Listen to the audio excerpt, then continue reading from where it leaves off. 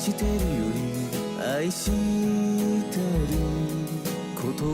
I just pulled out of my parking space, and that's the Colorado Bell.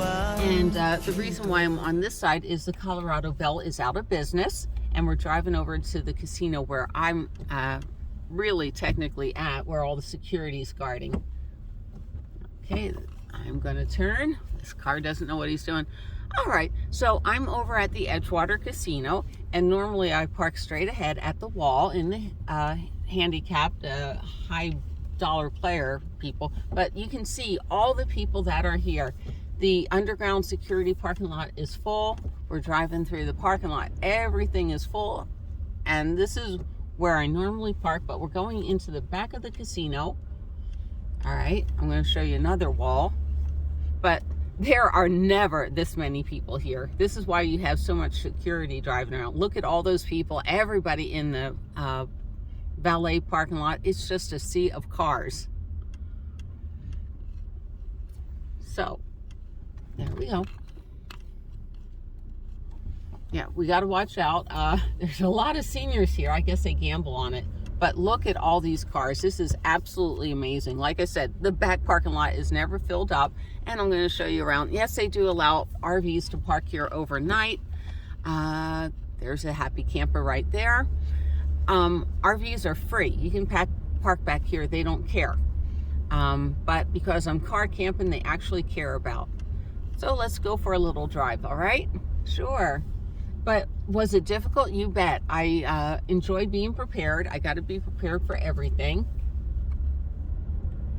There's the In-N-Out. That In-N-Out is never crowded unless it's like 8 o'clock at night, 9 o'clock at night, and who wants a hamburger that late, right? Give me the senior citizen menu, please. I'll have that. In California, In-N-Out burgers are packed. They're packed all the time. You know, you never can get a hamburger. And I'm sure it was packed last night, just because it's Super Bowl Sunday. Yay, isn't that wonderful? All right, so we're leaving that casino. And like I said, the most heavily guarded casino during such times is the Aquarius. We're coming up to that. The Regency Casino, I don't camp there because I don't think they're open 24 hours anymore. So, and they have no hotel room. Coffee sip time, excuse me, people. Notice how I always have coffee ready to go in the morning, and I'm going to freak out people by saying it's probably cold coffee. Yes, it is. Why don't I have hot coffee? Because I'm tired. Everything I buy to make hot coffee breaks. So, you know, unless I'm sitting back there with a kettle, do I get hot coffee? All right, so the Aquarius is the one I definitely wouldn't stay at during anything of weekends are difficult. Super Bowl weekend, extremely difficult. They have the best security next to the Tropicana. And the Tropicana I would never stay at. Why? Because they have like any day they have a ton of security. All right, so let's go through the Riverside Resort real quick. We're just having a nice Sunday drive, aren't we? Yep. All right, the Riverside Resort. We love Don Laughlin. I heard his wife just passed away a couple of weeks ago. He must be like 90 or 100. He's the guy that started all this. He's a wonderful guy. Don't ask his employees that, but I mean, look at all that he created. I mean, you know, it's just like Disneyland for adults here. But see, there's all this free RV parking. You know, he doesn't care. Now, there is a paid-for parking lot across the street. But look, this guy has his generator out. I never really go down this RV row. But you know what? If you have an RV and you just want to come out here and camp and have a good time, there's no problem with it. Oh my gosh, this guy actually has a rocking chair in the parking lot. And this is why you see things like this getting canceled. You can't do stuff like that. A couple of years ago, the city came out and said no more camping at these RVs in Laughlin, Nevada. Why? Because people had their rocking chair out. Oh my God. You know, oh, this guy has solar in his window. I'm just telling you what I see. All right, there's a van camper. See, I guess in Riverside Resort, they don't care. But I wouldn't be over here because I'm a van camper. I like doing my stealth camping. You know, you never know when someone's generator is going to go on, or they may say, oh, we don't allow van campers. So I'd rather be safe than sorry. There we go. But that's the Riverside Resort. I love the Riverside Resort. It really is nice. has so many amenities, including 2 free car museums, antique cars that you can go up and down, and I'll probably do a video on that before I leave. I'm thinking it's time to get out of Dodge.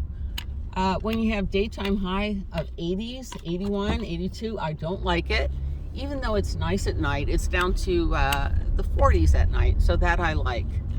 All right, so the Riverside Resort is either the first or the last casino you get to when you come into town. And like I said, that's one of my favorites. Even though they don't have a lot that I play at, they have more of the high-end slot machines. All right, so this is, I mean, look at all these cars here for the Super Bowl over at Don Laughlin's. This lot is never full, but I'll show you what Don Laughlin built. It was really nice for the people. I think it cost some years ago $5 million, and it's a marina. And I'm not sure if it's free to launch your boat, because I don't have a boat or a jet ski, but there's the marina. And a lot of people that camp in their vans during the day come over here and stay. I don't. Why? Because there's no bathrooms over here, but it's a really nice area for people. It really is. All right, it seems like I can get out of the marina. There's a sign that says no overnight camping, but they do have signs like that over at the Riverside Resort.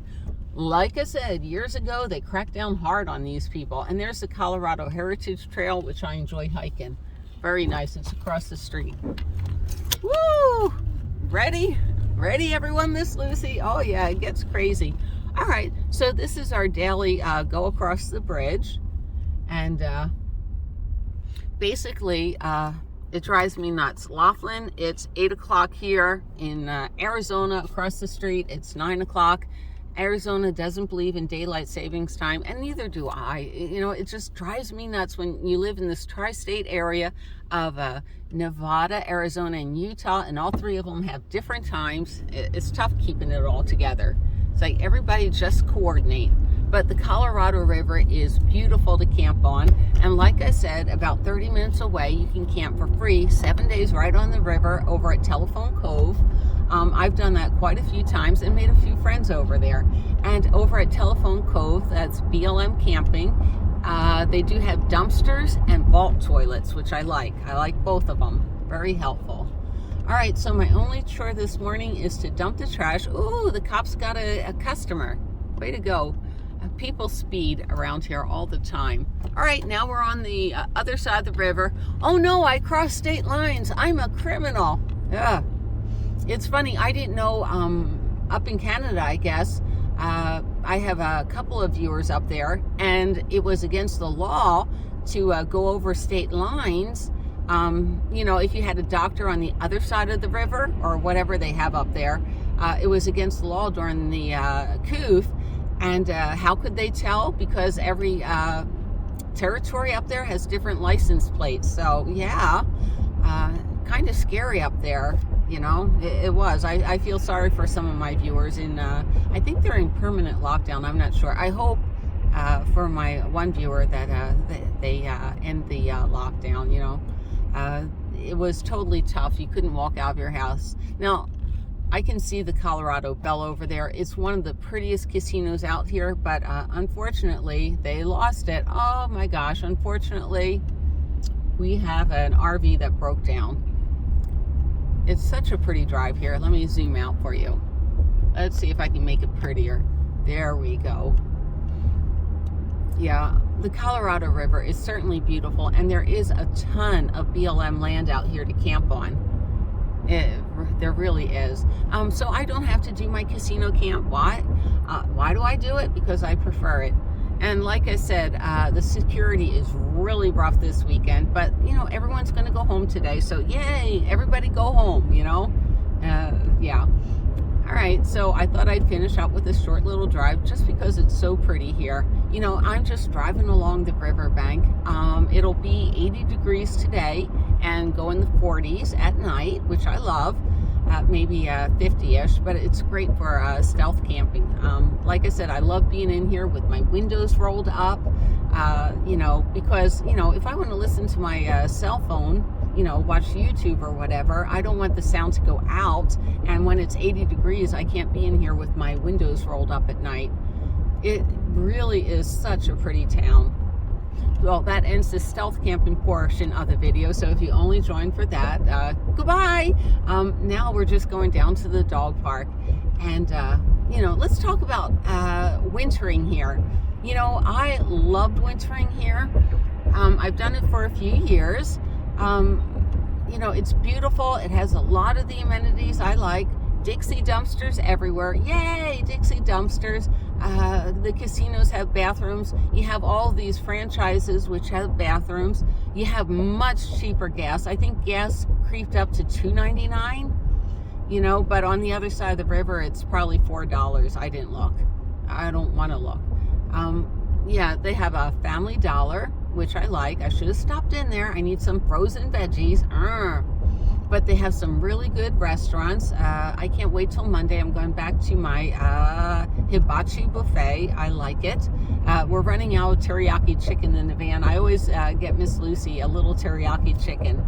Yes, I know it's bad, but it's only one chicken kebab skewer, and it takes her forever to eat. She is such a little eater. Oh, there's one dog park. We don't go to that dog park. Why? Because no one goes to that dog park. It's really, really small. It's convenient, it's right across the river. There's a little museum, and there's the welcome center right there, the visitor center, so I can get maps and everything in the area. The dog park we go to is a lot bigger, and I appreciate that. All right, we got a red light, so I'm going to switch the camera. Nope, that didn't work. All right, and like I said, there's always different levels of stealth camping. Last night, let me tell you, the security was everywhere, but I'm really, really good at it. You know what? For a rookie, it would make them nervous, but it doesn't make me nervous. Now, I've done it so much and for so long. Like I said, I started in the 70s with my first husband, and it was a lot of fun. But like I said, just going to my, I'm not sure, do I have, a free camping playlist. I show how I pre-set up and everything. And last night I rolled into the casino about 9:30 at night, and Lucy and I jumped out of the van. Of course, everything's set up in the back. So at 9:30 at night, I go into the casino. Some nights I gamble, but it was so late. But I walk her around, I take her for a walk, let her do her little peepees and everything. And then we jump in the back of the van, and that's it. No problem with it. So watch all my stealth camping videos. You'll be a pro at this in no time. I think the hardest part is it is a little nerve-wracking when the police are like 3 feet from your door and you're hopping in the back. But, we can do it so quietly. And Miss Lucy's really good. She's a pro at it, and she knows to get into the way back. All right, so I'm about halfway to my dog park, so I'm going to pull in here at the Black Bear Diner. I'm going to flip over my breakfast so it cooks evenly on both sides, and let Miss Lucy go tinkle. All right, so we are leaving the parking lot. Oh my gosh, this guy's going to try to make a left on a busy Sunday. We'll go this way. Oh, and he made it. Okay, so we're at the Black Bear Diner where the Safeway is and the Dollar Tree, and I'm telling you all this because you guys may want to camp out here. But right next to Black Bear Diner in the Safeway parking lot is my favorite Mexican restaurant. There it is, next to the Burger King, Riverside. Oh my God, they have the best salsa on the planet. And I guess a breakfast burrito is now $8. I was getting them for $4 before the pandemic. Yeah, inflation only went up like what? What are the government trying to convince me of? 5%? Ooh, wonderful. I got some good news on that little app. All right. So Riverside is really good. I don't, I save Del Taco for something special. Like if Karen wants to go out to lunch, normally I don't Del Taco or fast food. Isn't this a pretty little drive? I think so. And there's El Palacio, finest Mexican cuisine. Mostly. They have good salsa. And Taco Tuesday and Thursday, $1.25 tacos. I don't think their tacos are all that good. Anyhow, oh, it looks like the Coyote Cafe 2 is open. I think it's only open for breakfast. A lot of these little businesses did get wiped out. I think the Bearded Gentleman went out of business, which is unfortunately, that was a good restaurant. So it's time for me to try new restaurants. And today I think I may try the Hut and have a pastrami sandwich for lunch. So let's talk. Do I eat out a lot? Not really. Not into diet or exercise, but you know, I have a system. If the pants feel a little tight, I stop eating. And when they feel really loose, I get to go to the Hut and eat really, really good. So again, Harbor Freight, and behind Harbor Freight is a really good thrift store. I think that's the Salvation Army, which is closed today, being it's Sunday. That one I always get right. I think Goodwill is still open anyhow. All right, we're just going to head to the dog park, and I hope you all have a wonderful Super Bowl Sunday. I hope your teams win, and I'll put Lucy in at the end. She loves saying goodbye. All right, and I thought I'd close with little Miss Lucy out there on the prairie. I'm just letting her walk around and watching her very carefully. The car engine is running. Why? Because breakfast is still cooking. All right, I'm going to go get her. She is going too far.